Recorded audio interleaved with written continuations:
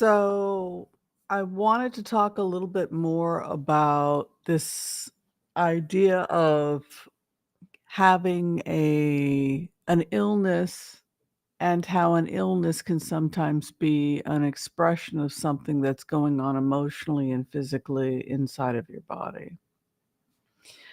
Um,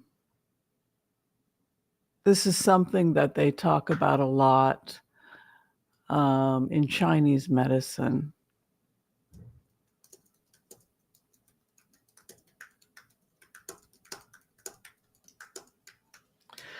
Anger in Chinese medicine and the lower GI tract. Let's take a look. So I got to LA, or I left for the trip and I got sick, right?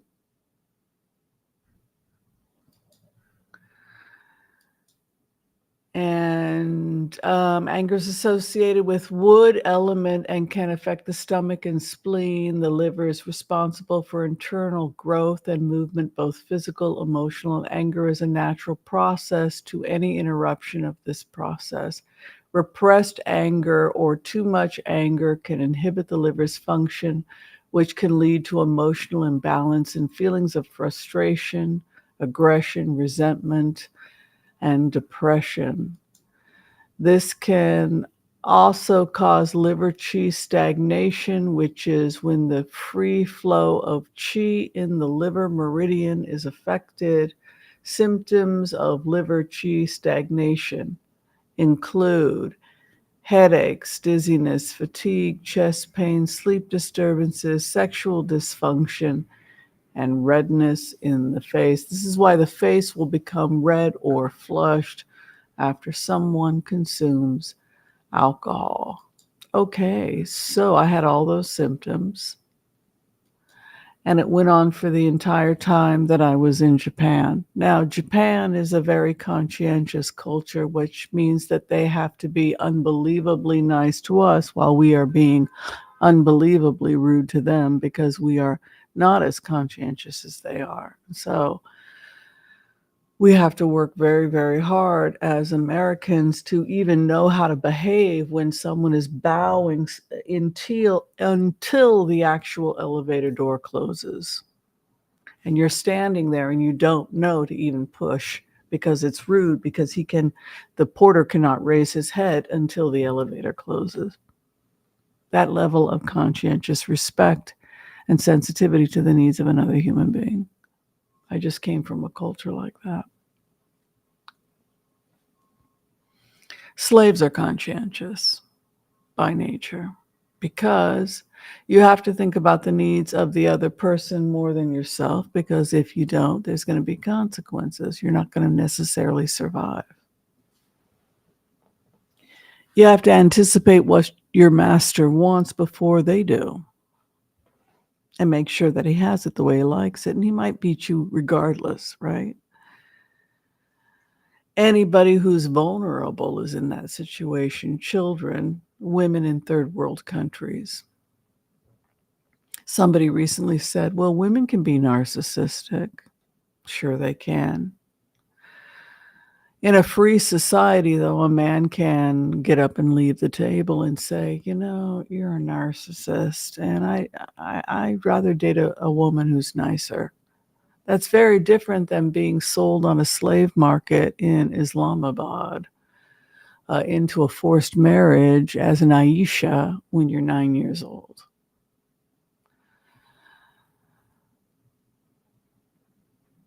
Things are not the same. Things are not the same for women. This is the time of Kali. Okay, this is the time of rising anger. But and that anger should not be suppressed. This is a time of justice for the world. But the anger has to be constructive, and it has to be organized.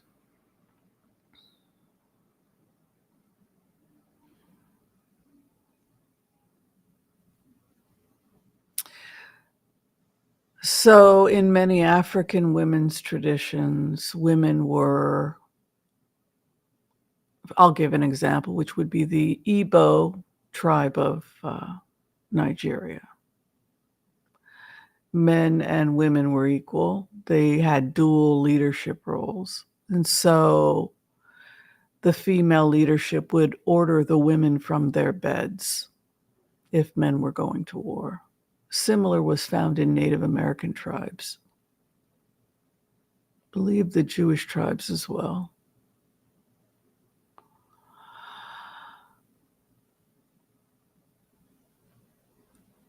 This would be the time for women to leave their beds and retire to one another's counsel.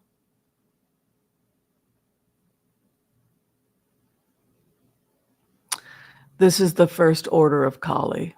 This is the first wave of the warning from Kali, from Mother Mary, if you're Catholic, and you're part of the divine Catholic tradition. The Shekhinah is leaving the earth, if you're a Jew. The bride, the Kala. Don't take a mikvah for the next couple of months. Go into Nida and cover ourselves in ashes and mourn those we've lost until our leadership gets it together. This is the message of the endless spirit that I hear in my head as an anthropologist, as a person who tries to be sensitive to these things. The first thing that we do when Oshun leaves the earth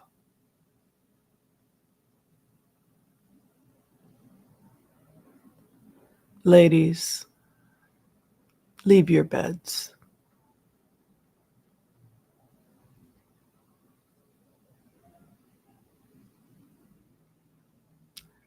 Don't take the ritual baths.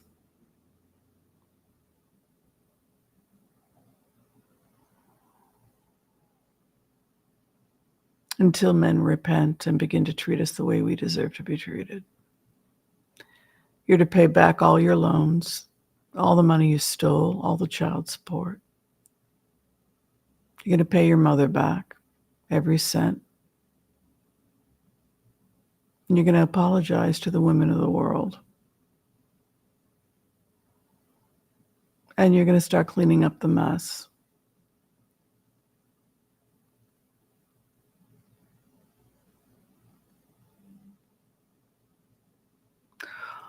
Or this world will be no more. This is today's remote view.